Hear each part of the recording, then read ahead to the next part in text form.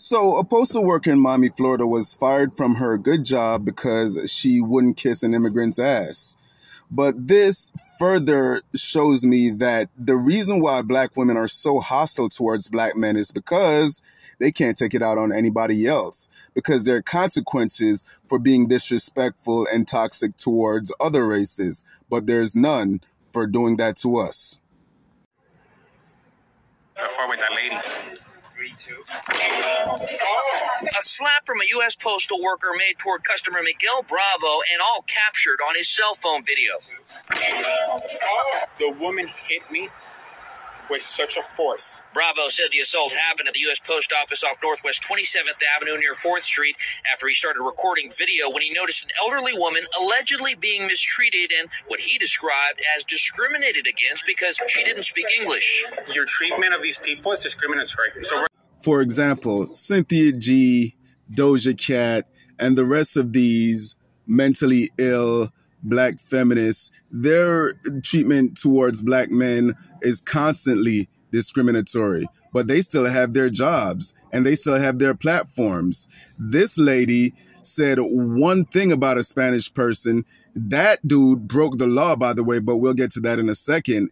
And she was immediately fired, and everybody agrees that it's okay to fire her because she told a person who doesn't speak English to speak English because she didn't want to speak English, because she's required to be a people pleaser. No, she's required to be an immigrant pleaser. So you can't tell them to speak English, but they can walk around here telling you to work harder or get a job or, you know, all the little other racist crap they say.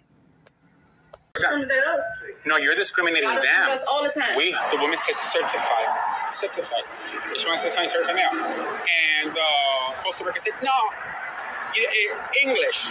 Say it to me in English. The woman you're looking at is 39-year-old Chantel Ford. In the video, you can hear Bravo requesting Ford call a manager, but while she appears to disregard his request and continue to attend to other customers, Bravo waits for close to 10 minutes for someone to be called while continuing to record. Waited for 10 minutes to call the manager. That sounds familiar. That's the oldest trick in the book. Either she is the manager or she ain't gonna call the manager.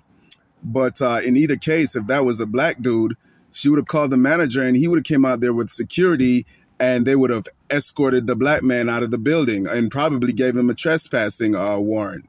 But not in this case. This wasn't a black dude, and she wasn't supposed to do that.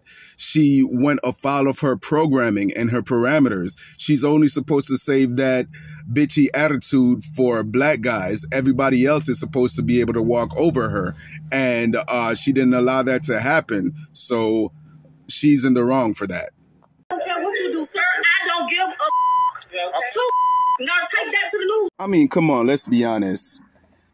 Imagine me walking into her place of business and recording her and she slaps the phone out of my hand and then I go to the news station and report that. You think they're going to put that on the news? No. It's discrimination, ain't it? But they would not entertain that, and neither would the police.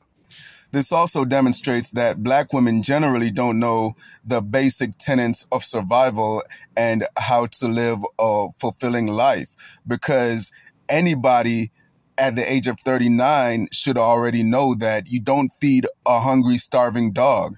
You'll only be giving them energy to bite you. Succinctly stated, black women are the pioneers of the Black and Brown Alliance. And now the Brown is turning around and getting them fired. I don't care. Bravo did to Local 10 News. As for Ford, she was arrested after Bravo said not only did she take his phone, but then tried to destroy it. Then she ran into the back where I chased them. And they were trying to break my phone because of the video that was in it. Bravo's message to the postal worker, who he said attacked him and left him injured rather. As for the phone, I'm sure recording in a federal building is against some sort of rule, but I know for a fact that in Florida, when you disrupt the normal business process or the normal business day, that constitutes disturbing the peace. So when you walk into a building when they're conducting business and everything has to stop because you pull out your phone and make a scene, you have disturbed the peace. And he should have been charged with that, but he wasn't. Why? Because you idiots want to talk about Trump is racist and want to vote Trump out of there. Now, them same Mexicans are going to vote your ass up out of here. You went from having a good job and minding your business and voting for Biden to now you don't have no job and a criminal record. Good. How's that working out for you?